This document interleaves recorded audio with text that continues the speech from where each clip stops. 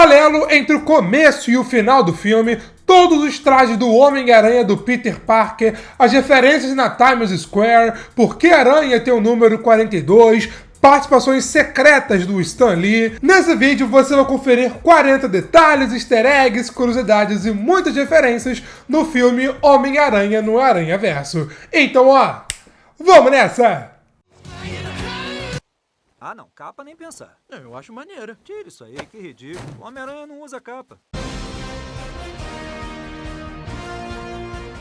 Fala pessoal, eu sou o Pedro e Homem-Aranha no Aranhaverso lançou em dezembro de 2018 nos Estados Unidos e chegou no Brasil em janeiro de 2019, tendo direção de 3 caras, Peter Ramsey, Bob Persichetti e Rudy Ruffman. Quando você vê o filme inicialmente, ele parece um pouco mais lento do que o normal, isso porque esse começo ali foi animado em 12 frames por segundo, ou seja, vemos 12 fotos por segundo que unidas acaba gerando um vídeo, ao invés de geralmente vemos 24 frames por segundo, que é o grande padrão aqui dos cinemas.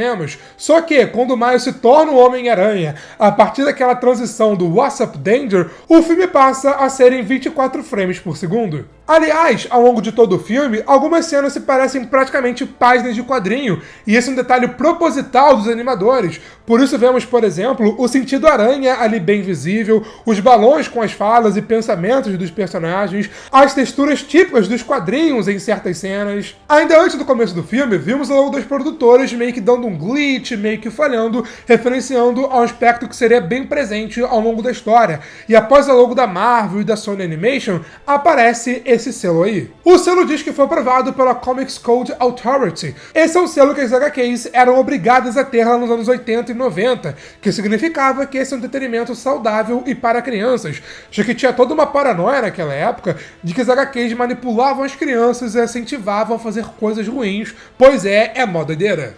Indo para o filme em si, conhecemos Peter Parker. Vimos ele ali como Homem-Aranha andando por Nova York e também temos várias referências, tipo ele beijando a Mary Jane, mas dessa vez de forma invertida, que é uma referência a Homem-Aranha de 2002, o Octopus jogando um carro nele enquanto ele está com a Mary Jane no restaurante, ele salvando um trem e os dois sendo uma referência a Homem-Aranha 2, essa cena aí pode ser uma referência a Homem-Aranha de Volta ao Lar, ele dançando igual o Bully Maguire lá de Homem-Aranha 3. No meio desses takes temos o Tio Ben falando o famoso "com grandes poderes vem grandes responsabilidades", referenciando aquela clássica fala e tal. Mas o interessante é que no idioma original, essa fala foi reciclada lá do filme de 2002. With great power comes great responsibility. With great power comes great responsibility. Com toda essa popularidade salvando Nova York, o Homem-Aranha virou um quadrinho, que essa é a capa do Amazing Spider-Man, número 186. Ele virou um serial, e realmente existiu um serial do Homem-Aranha na vida real. Gravou uma música de Natal, cita o tema da abertura, que é uma referência à animação do Homem-Aranha lá nos anos 60, e fala que virou um picolé, que é uma referência a esse meme também do mundo real. E logo depois, na luta contra o Dr. Octopus, ele fica exatamente como o picolé deformado. Após a introdução e Peter Parker falar que é o único Homem-Aranha, corta para Miles Morales, que irá se tornar o único Homem-Aranha dessa realidade mais pra frente.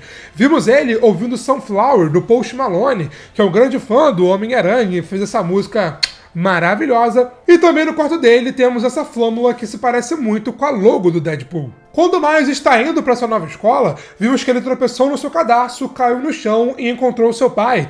Detalhe que o Miles está usando um Air Jordan e a placa do carro do Jefferson Davis é RFD 960, que faz uma referência à série Lei e Ordem. Aí tem todo o lance da escola e tal, e Miles vai até a casa do seu tio Aaron Davis, que dá para ele um conselho bem interessante. Chega junto e faz assim pra garota. Aí. Lá vimos que o Aaron estava assistindo a série Community, mais especificamente a segunda temporada, onde vimos o Troy usando um pijama do Homem-Aranha. E isso não foi por acaso, porque o Troy é interpretado pelo Donald Glover, que interpretou o Aaron Davis lá no filme Homem-Aranha de Volta ao Lar, e até vai ganhar um filme muito em breve aí, inclusive. O Miles grudando no apartamento mais pra frente é uma referência ao clipe dele, This is American, e ele também foi a voz do Miles Morales na animação Ultimate Spider-Man, que é o melhor desenho do Homem-Aranha já feito até hoje. Ao ver que Miles está bem mais ou menos, Aaron o leva para grafitar, indo até o subsolo de Nova York em um local secreto, digamos, local que pertencia anteriormente a Alchemax, que veremos com mais destaque mais pra frente. Ele sabia daquele local porque fica próximo ao Coliseu, onde teríamos pouco tempo depois a morte do Peter Parker e também a batalha final. A Alchemax também existe nos quadrinhos, onde Miguel O'Hara, o Homem-Aranha 2099, que aparece no pós-créditos, era um funcionário dessa empresa, mas logo depois luta para derrubá-la. Lá, enquanto Miles e Aaron fazem alguns grafites, vimos uma aranha com o símbolo 42 e com o Alchemax escrito, enquanto começa a ter alguns glitches. Ou seja, essa aranha é de um outro universo. Ela sofreu experimentos da Alchemax, mas quando eles fecharam no local e foram embora, ela provavelmente ficou ali dando sopa até que, boom, apareceu Miles. Falando nisso, o número 42 aparece aqui no filme em vários momentos, sempre em algumas cenas e tal, como um detalhe secreto. Pesquisando, tem várias teorias sobre o que isso significa, mas o mais provável é que seja uma referência ao Jack Robinson, que é o primeiro jogador afro-americano a jogar beisebol profissionalmente, que usava o número 42, referenciando porque essa aqui é uma história sobre o Miles Morales, o primeiro Homem-Aranha negro. Enquanto a aranha se aproxima do Miles, vimos ela se camuflando ali em alguns momentos, talvez referenciando que por conta da picada, o Miles também ganharia poder de invisibilidade. E falando na picada, o Miles aqui foi picado quando foi tirar uma foto ali do grafite, o que pode ser uma referência a como Peter Parker do Tobey Maguire foi picado, já que ele também foi picado quando foi tirar uma foto. Outra referência ao peito do Tobey Maguire é que logo depois na escola, a mão do Miles gruda ali no cabelo da Gwen, porque ele foi seguir os conselhos do Arrow e mas deu errado. E ele grudando pode ser uma referência à cena do refeitório, também de Homem-Aranha de 2002. Aí... Então tá, né?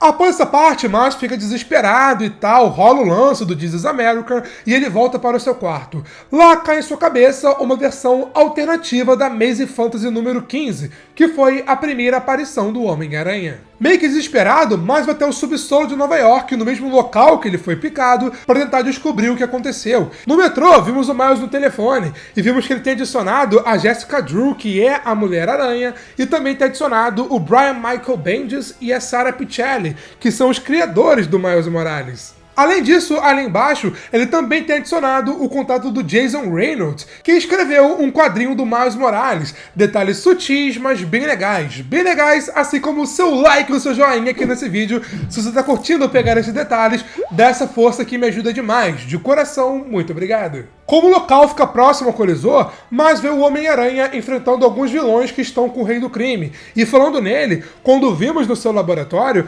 aparecem as 5 terras que estão indo para a Terra do Miles, a 1610. E quando temos a explosão, dá para ver 5 luzes coloridas saindo do portal, sendo justamente as 5 versões do Homem-Aranha que veríamos mais pra frente. Só 2 detalhes dessa parte. O Homem-Aranha chama o Duende Verde de Norman, ou seja, nessa realidade, não tem mais o Norman Osborn, e ele foi totalmente consumido pelo Duende Verde. E a aparência aqui do Rei do Crime, tendo um corpão e uma cabecinha, gerou esse meme que é bem engraçado. Antes do Rei do Crime matá-lo, vimos que o Peter Parker desse universo é um cara loiro. E ele ser loiro é uma referência ao Brian Riley, que é o Homem-Aranha loiro, mas que não aparece aqui no filme. Talvez ele apareça aqui, ó, em Homem-Aranha através do Aranhaverso. E se isso acontecer, eu vou comentar nos próximos vídeos aqui do canal sobre o filme, então fique ligado para você não poder perder. No dia seguinte, vimos o Stan Lee fazendo uma participação especial como vendedor ali da loja. E o interessante é que ele aparece ao longo do filme em mais 3 momentos.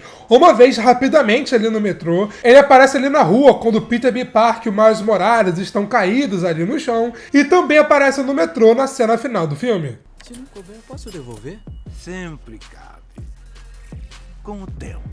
O Stan Lee sempre aparece nos filmes da Marvel. Era basicamente uma lei até ele infelizmente vir a falecer. Mas aqui tem um outro significado, já que ele criou o Homem-Aranha junto com Steve Ditko, que também é referenciado mais pra frente no telefone do Jefferson Davis. Após o funeral do Peter Parker, Miles vai ter a lápide dele, já que ele quebrou o trequinho quando tentou pular do prédio como super-herói e deu errado. Lá Peter B. Parker também aparece, e ele conta que é do universo 616, que é o universo principal da Marvel nos quadrinhos. E por ser do universo principal, no universo dele as coisas estão certas, digamos assim. Temos, por exemplo, a Coca-Cola, o beijo agora sim tá do jeito certo, igual em Homem-Aranha 2, enquanto no universo do Miles as coisas estão trocadas. Temos a Coca-Soda, o beijo tá invertido, a história se passa em Decembrary, que seria tipo decembreiro aqui em português. E nessa introdução dele, temos alguns detalhes bem interessantes. Ele acaba sendo atingido por um ônibus, e quem está dirigindo esse ônibus é o Lápide, que nesse universo aqui não deve ter virado um vilão, como no universo do Miles, e sim um motorista de ônibus. Ele machucou as costas, assim como o Peter do Tobey Maguire lá em Homem-Aranha 2. E ele e o Miles estarem nesse local pode ser uma referência ao post de Pantera Negra. E no meio também, ele luta com alguns assaltantes, e um deles até parece meio que uma versão alternativa daquele segurança que perseguiu o Miles na escola anteriormente. Ainda na apresentação dele, vimos ele lutando com o Dr. Octopus do seu universo e também contra o Duende Verde, ou o Lagarto, não dá para ter certeza, mas enfim. E talvez ele gostar tanto assim de pizza pode ser uma referência a Homem-Aranha 2, onde o Peter Parker trabalhava no Joey Pizza. Por isso, não importa o quanto eu apanhe, eu sempre me levanto. Além disso, ao longo de todo o filme, sempre vimos o Peter B. Parker usando calça moletom e também tênis velhos. Tênis que, com pares diferentes, inclusive. Isso porque, quando ele foi parar no universo do Miles Morales, a sua calça acabou rasgando e as suas botas acabaram voando. Então tá aí a explicação. E na cena da lanchonete, ele comenta que ela no seu universo fechou há 6 anos. E aqui descobrimos o porquê. Porque a lanchonete tem a avaliação C da inspeção sanitária, ou seja, não é um local tão limpo assim. Quando o Peter cai no universo do Miles e percebe que ele mudou de universo, ele olha para Times Square à la Capitão América no primeiro filme.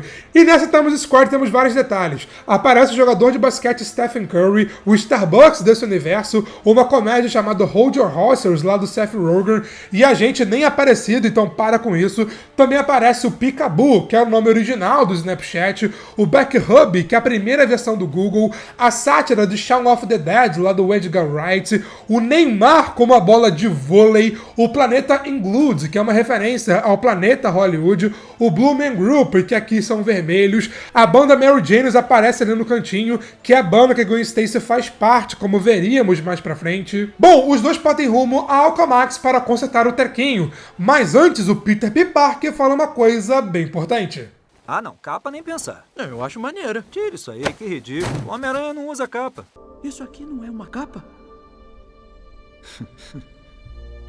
Lá no Alcamax, temos a revelação de que Olivia Octavius é, na verdade, a Doutora Octopus. E isso estava meio que implícito ao longo de todo o filme. Se liga só, quando o Miles está vendo a apresentação dela na escola, ele fica justamente na frente do sobrenome dela pra tampar e, bum, ter a surpresa aqui nessa cena. Os óculos dela são em formato de octógono, assim como as lâmpadas no laboratório dela, e ela estava consertando um dos seus tentáculos ali na mesa. Além disso, quando ela se revela e amarra o seu cabelo, ela fica parecendo justamente um polvo. E ao longo do filme, vimos que ela melhorou seus tentáculos, porque na cena inicial, quando ela ataca o Peter Parker ali no restaurante, vimos as suas garras mais como ferro e tal, já aqui teve uma leve melhoria. E falando nisso, vimos 4 versões do Dr. Octopus ao longo do filme, e o mais legal é que todas as 4 têm tipos de tentáculos diferentes. Porém, quando Peter e Miles vão fugir ali da Alcamax, vimos que ela e os seus capangas, digamos, começam a persegui-los. E os capangas errando todos os tiros me lembrou na hora os Stormtroopers lá de Star Wars. Até que, eventualmente, na confusão, a Gwen aparece e ajuda os dois. Vai, teia. Beleza. Vai, teia. E solta. Vai, teia. E solta. Vai, teia.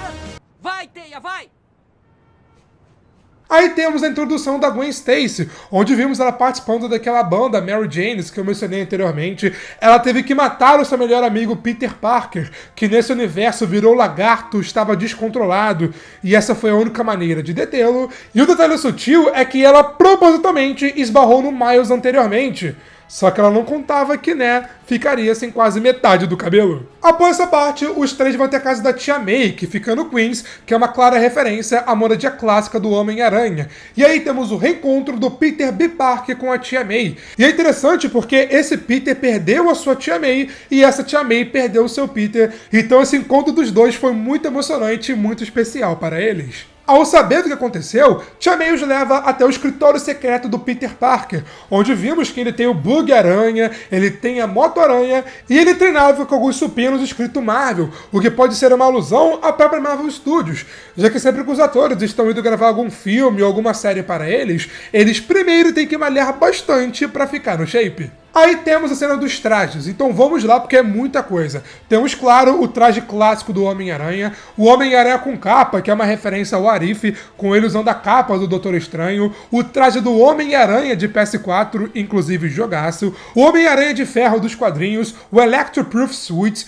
o Spider Armor MK1 e também o MK2, aparentemente o traje do Venom usado no quadrinho Guerras Secretas, o Stealth Suit no estilo verde. Logo depois temos o take da Gwen Stacy olhando para a parede, onde temos um take de todos os vilões aliados ao Rei do Crime, onde vimos também o Cabeça de Martelo, um vilão que não aparece aqui porque, né, ele tá preso. E também ali embaixo tem uma menção ao Clarim Diário, que aqui nesse universo tem um outro nome, mas também termina como Bugle em inglês. E quando a Tia May vai dar as canetas para eles colocarem os seus nomes, as canetas são das cores vermelho e azul, que são as cores clássicas do Homem-Aranha. Na cena seguinte, aparece o Homem-Aranha no ar, a Penny Parker e também o Peter Parker. E um detalhe sutil, mas bem legal, é que sempre que vimos a introdução de cada um deles, a textura da animação é diferente, o que deixa cada universo ainda mais único, um detalhe muito maneiro. Após meio que perceber que não seria muito útil, Miles Morales vai pedir conselho para o seu tio, o Aaron, que não estava em casa, mas quando ele chega em casa, ele revela ser o Gatuno. Também temos um arco bem parecido com isso no jogo do Miles Morales, que se você nunca jogou, fica a dica, é muito divertido. Com isso, Miles sai correndo e vai de volta até a casa da Tia May, mas como o Gatuno estava seguindo ele, Gatuno aparece lá com todos os vilões, mas quando a Olivia Octavius aparece, a Tia May fala isso aí. Que casa aconchegante. Que ótimo, é a Liv. É um detalhe bem sutil, mas isso indica que a Tia May já conhecia a Olivia no passado. Nos quadrinhos tem até uma história onde a Tia May se casa com o Dr. Octopus, mas nessa realidade aqui do Miles, elas pelo menos foram amigas no passado. Meus amigos me chamam de Liv. Meus inimigos?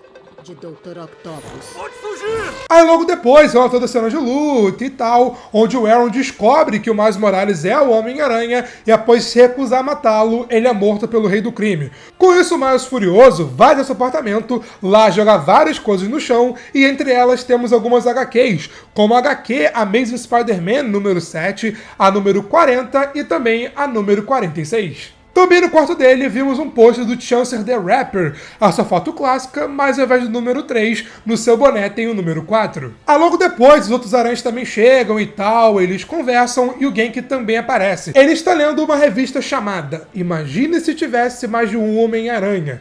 Aí justamente quando ele não apenas imaginou, mas quando viu isso, viu vários, ele foi lá e bum, caiu da cadeira. Aliás, não é 100% confirmado, pelo menos nesse primeiro filme, que esse cara é o Genki Lee, mas aparentemente é sim. Genki Lee é o melhor amigo do Miles Morales. No jogo tem até uma dinâmica bem legal entre os dois, o Genki ajuda o Miles nas suas missões e tal, e como ele aqui, ele também é do lado da tecnologia, vai que não veremos isso acontecendo no segundo filme. Aliás, de novo, vai ter muito vídeo sobre Homem-Aranha através do Aranhaverso aqui no canal, então fica ligado para você não poder perder. Ao perceber o perigo da situação e que Miles ainda não estava pronto, Peter B. Parker amarra o Miles e os demais vão até o colisor. Só que Miles prova que está sim pronto usando o choque, também conhecido como o soco do Venom, para se libertar, usa sua invisibilidade para sair dali e vai de novo até a casa da Tia May. Um detalhe bem sutil, mas que eu achei maravilhoso aqui na animação, é que quando Miles ficou na frente do traje anteriormente,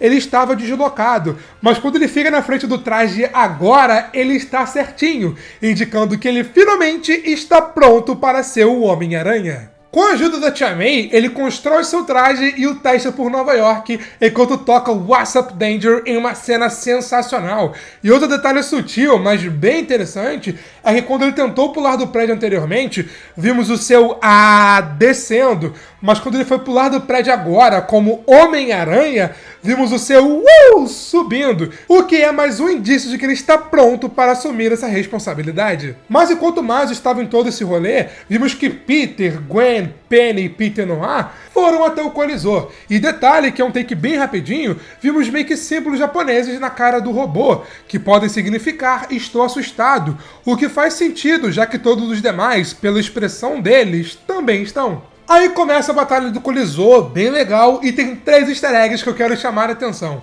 Aparece ali rapidamente, voando aquela máquina de tá chovendo hambúrguer. Em certo momento, temos uma referência à abertura da série Demolidor, calma que tem mais referência que já vou comentar, e também vimos aquela fatia de pizza que o Peter ia comer quando foi sugado para o universo do Miles. Quando eles eventualmente derrotam os capangas principais, cada um vai de volta para o seu universo.